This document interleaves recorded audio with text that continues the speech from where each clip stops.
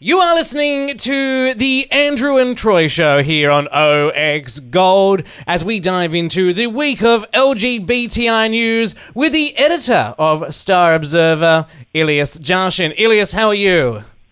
I'm good. How are you? I'm amazing for our Friday fun one. Looking forward to a long weekend. I know, right? A very, very long weekend for us, evil people in the media. Well, we normally don't get a long weekend, but we're sort of sneakily taking one, although we probably shouldn't.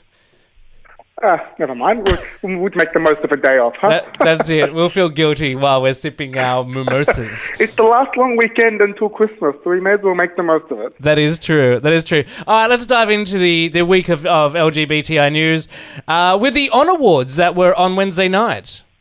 Yeah. The Honour Awards is, as many of your listeners would know, it's like an annual event that's organised by ACON and Aurora Charity. And it's a fundraiser event for Aurora and ACON.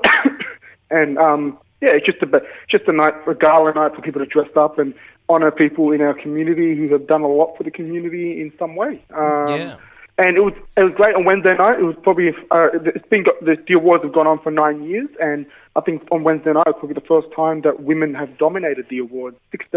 Six out of the 10 awards that were given out were given to individual women or organisations run by women. Yeah, I love how Steph Sands, who is an amazing woman and who has done amazing things for our community over the years, took out the Community Hero Award.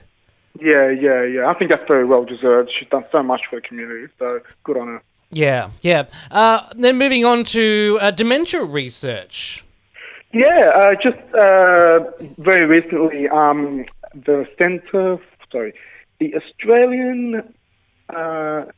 Australian Research Centre in Sex, Health and Society, which is based at La Trobe University in Victoria. That group, in conjunction with Alzheimer's Australia, did the first ever research of its kind in Australia that looked at experiences of dementia amongst LGBT people. And the results were just recently released, and it just basically went to lengths to say that, to debunk that myth that LGBT people who get dementia don't, in quotes, become straight. So I didn't realise they might lose their memory, but their sexuality will always be the same. I didn't realise that this was a thing. Yeah, apparently there's a bit of a stereotype, or a bit of a myth going around that people who have dementia, quote and close quote, become straight. So this research just went to length to debunk it and to address concerns and to look at why more time and more resources need to be looked at. More resources need to be allocated to help LGBT people who had dementia. Yeah. So is that like specialised homes for LGBTI dementia sufferers? Yeah. And we're all going to be old at once at some point. And speak for yourself. Yeah, whatever. We're all going to be, the whole country and the LGBTI community is not different in any way. We're part of the rapidly aging population. So the more research that we can get done now, but that way by the time we reach that age, there's a lot more that we can do for ourselves. But for the time being, we do need to address these concerns and prioritise people who are experiencing these at the moment as well. Yeah, and of course, a story you covered throughout the week was the New South Wales government's removal of, was it a co-payment on HIV medication? Yeah. It's a specific HIV medication. I think it's the S100, the highly specialised drugs, and prescribed antiretroviral medication. So anybody at the moment, or up until Thursday, Wednesday was the last day when it happened.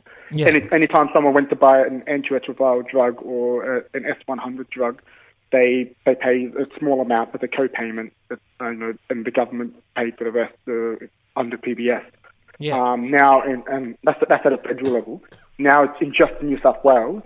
The state government, which was a pre-election promise as well, from Gillian Skinner and Mike Baird. And basically, it was implemented on Thursday. So every time someone who's prescribed to antiretroviral medications or other highly specialized drugs, whether it's for treatment for HIV-related chronic illnesses or cancer and whatnot, it's fully funded by the federal and state government. They don't have to pay a cent. Fantastic. That is great news for the community. Yeah. Now, finally, before we wrap things up, a story that is close to my heart because I have been following it for the Star Observer since its inception, which, of course, is the mix-up between controversial county clerk Kim Davis having met the Pope.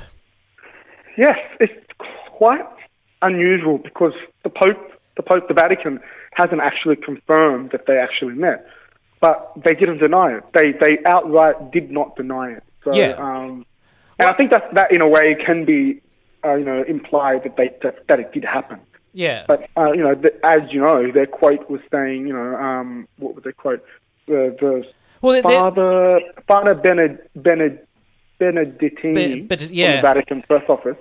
He said in a statement, "I do not deny that the meeting took place, but I will not comment on it further." Yeah, well, that was his second. That was his second press release. That the first one was that the first one said that the Vatican does not confirm the meeting nor deny the meeting, and that no further information will be given. And hours later, he came and said, "We will not deny that the meeting took place and will not comment any further." So they're not admitting that it happened. But Kim Davis has come out telling AB. Sorry, I'm jumping the gun because I wrote the story. Sorry, Elias, this is your thing.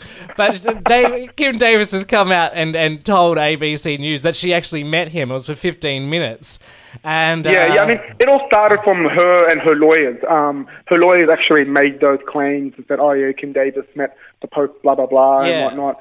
And there were all these reports about these claims, but there was no solid evidence. And it wasn't until less than 24 hours later that the Vatican came forward to say that they're not denying that the meeting didn't happen. Yeah. So so I mean, I was myself quite skeptical about it because I'm like, are her lawyers just doing this as a publicity stunt just to drag this dead horse as long as they can? But it seems like that he did meet her, and how much of what she's saying is true is questionable. I think we should take that with a grain of salt, just like anything else that she says. She's but probably just loving the attention and exaggerating so much of it. Like who knows? She in America should be hailed as a god or a hero with what she's done within the redneck community. So of course she's going to milk this for as much as she can. But very interesting that the Vatican will not comment, will not deny that it didn't take place.